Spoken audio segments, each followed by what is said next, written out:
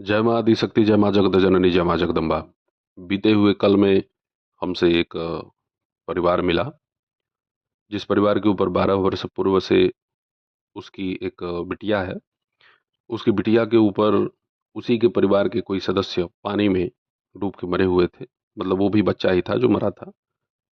तो अपने घर में किसी को परेशान कर रहा था, तो किसी ओझा सोखा के माध्यम से उस मरे हुए प्रेत को इस लड़की के ऊपर दीपावली के समय लगा दिया गया। और 12 साल पहले की ये घटना है।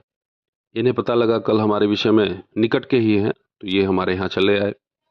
मेरे यहाँ आने के पहले 4 साल लगातार ये लोग जो है मजार पे उस लड़की को लेके जा चुके थे। हमारे देखने से इसमें मुख्य रूप से मरी, साथ में एक खबीज। ये खबीज तब आया जब ये 4 साल मजार पे गए। ये नया प्रेत वहां आया। प्रेतों का भी फ्रेंड सर्कल होता है, इनकी भी मित्रता होती है, सबका अपना अपना एक मंडल होता है। उस लड़की के साथ पूरा गलत कार्य करता था वो खबीज, तो उसके ऊपर आया भी। तो किसी पंडित जी को बोल चुका था एक बार कि मुझे भी कहीं से रोक के रखा गया है, नहीं तो तुझे उठा के पटक देता तो तू मर जाता। तो उसके घर वाले यही सोच के लाए थे कि शायद गुरु जी के सामने जाएगा, कुछ ऐसे बोलेगा तो कुछ होगा।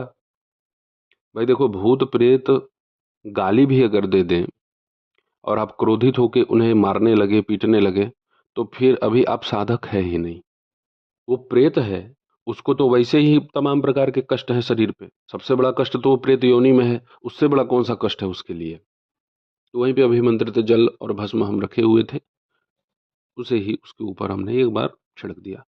और 10-15 मिनट के बाद जब उसे होश आया, नॉर्मल हुई, तो फिर आराम से बैठी थी। और वो लोग बताए कि गुरुजी 12 साल में पहली बार इसके शरीर को छोड़ के भले ही कहीं भागा हो, आसे पास हो, लेकिन ये 12 साल में पहली बार हुआ।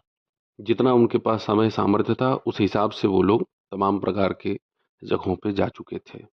माँ की कृपा से वह लड़की स्वास्थ्य लाभ प्राप्त की। भगवती बगलामुखी के गायत्री मंत्र के द्वारा ही उसके शरीर से उस दुष्ट शक्ति का स्तंभन किया गया।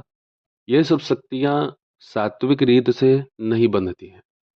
सात्विक भोग इत्यादि अगर आप देते हैं भगवती को, तो इससे बात नहीं बनेगी। इसके लिए आपको निकट में श्मशान है अथवा कोई निर्जन एकांत वन है वहां पे, या कोई नदी है उसका किनारा है, तो वहां पे आपको जाना चाहिए। और वहां पे मदिरा, मांस आपके पास होना चाहिए। क्योंकि जितनी भी मैली, गंदी, अछूत शक्तियां हैं, ये उत्तम देवी देवताओं से हटते नहीं।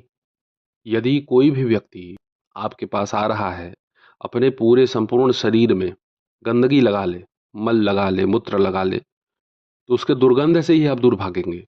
यदि वो उस स्थान से कुछ देर रह करके चला जाए तो भी दुर्गंध नहीं जाता। ठीक ऐसे ही ये मैली शक्तियां होती हैं। इनके आगमन से सात्विक देवी देवता पीछे ही रहते हैं। इनको नियंत्रित करने के लिए जो शक्तियां हैं, वो शक्ति या तो इनके जैसी ही हो, अगर वह शक्ति ऐसी नहीं है तो वो ऐसे स्थान की शक्ति हो जहां पे इन लोगों का सीधे समन हो जाए। तो स्थान कहाँ वो होगा? श्मशान। जिन्न खबीज को तो वैसे ही श्मशान से भय लगता है, अग्नि से भय लगता है। अंतोगत्वा स्थिति वर्तमान में बिल्कुल ठीक है। माँ की कृपा से सब लोग स्वस्थ हैं। यदि आप भी ऐसी किसी समस्या से, या आपके आसपास पड़ोस में कोई ऐसी दुर्गम समस्या से पीड़ित है, तो उसका आप मदद कर सकते हैं। देखो भैया, साधक हो तो ठीक है, साधक नहीं हो तो साधक बन जाओ। आप सभी लोगों को दिव्य शक्ति संपन्न बनाने के लिए हम यहाँ आए हैं। हमारे चैनल पे किसी भी देवी देवता का जो हमने साधना दे रखा है, जो आपको अच्छा लगे उनका पंचांग साधना करिए। ज़्यादा भटकना नहीं पड़ेगा। पर्याप्त साधना यहाँ पे आप सभी लोगों के हितार्थ लाभार्थ रखा गया है। इस समस्या के समाधान के लिए जो भी हमने समस्या बतलाई है, उसके संपूर्ण समाधान के लिए आप बाजार से मदिरा भी ले लें, मांस भी ले लें। उस मंदिरा को, उस मांस को, निकट में कोई श्मशान है तो वहां ले जा करके भोग के रूप में श्मशान काली, श्मशान काल को, साथ में श्मशान भैरव, श्मशान भैरवी को, और वहां के स्थान के देवता को आप वही भोग अर्पित कर दें। अलग अलग पात्र में, मिट्टी का पात्र हो चाहे कोई प्लास्टिक का पात्र आप ले लें, खरीद लें उसे, उसी में वह भोग रखें। साथ ही एक अलग पात्र में मदिरा भर के रख दें, वहाँ पे 11 अगरबत्ती जला दीजिए। ये प्रयोग आपको लगातार 11 मंगलवार चाहे 11 रविवार करना है। दोनों दिन में से कोई एक दिन निर्धारित कर लीजिएगा और प्रयत्न यह करना कि मांस भक्षण से बचना, मांस वांस से खाना नहीं। श्मशान में जब भी जाएं तो भगवान काल भैरव का, माता काली का, भगवान शिव का स्मरण कर लें, अपनी रक्षा के लिए उनसे निवेदन कर लें। श्मशान में यह भोग रखने के बाद वहाँ पे विनम्र निवेदन करिएगा कि हे श्मशान के देवता, हे माता, मैं आपकी शरण में हूँ। मैं ये चाहता हूँ कि मेरे घर में जितनी भी गंदी ऊर्जाएं हैं, कहीं की भी कोई भी शक्ति है, वो यहाँ से बढ़ी नहीं है। यहाँ पे सभी ऊर्जाओं का स्तंभन होता है, उनका समन होता है, उनका विनाश तक हो जाता है। तो आपसे ये निवेदन है माँ कि आप हमारी रक्षा करें, हमारे घर में जो भी गंदी मलिन ऊर्जा है उसको खींच करके आप अपने अधीनस्थ रखें। आप यहाँ की स्वामिनी हैं और हम सबकी रक्षा करें। किसी दुष्ट साधक उपासक ने आपके ऊपर कोई भी प्रयोग किया है तो उसके विनाश की कामना न करें, वो तो खुद ही विनाश को प्राप्त हो जाएगा। आप केवल अपनी रक्षा की कामना करें बस। इस प्रयोग से बड़े से बड़ा विपत्ति, बड़े से बड़ा भूत प्रेत का बाधा खत्म हो जाएगा। तो जो मैंने आप सभी लोगों को प्रयोग दिया है, इस प्रयोग को आप करके बार बार आपके ऊपर या आपके घर में प्रवेश करने वाले भूत प्रेत की मलिन, अछूत, गंदी ऊर्जा को सदा सर्वदा के लिए दूर कर लेंगे। ये सब प्रयोग यदि आप आरंभ करते हैं, माता काली के बीज मंत्र की साधना भी आप आरंभ कर दें। उनके बीज मंत्र का क्रीम चाहे क्रीम, जो भी आपको इन दोनों में से ठीक लगे उच्चारण, उसे आप करिए।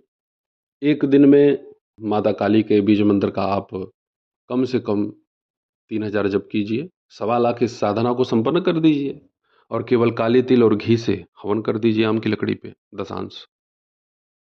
1,25,000 जप होगा तो उसका 12,500 हवन होगा।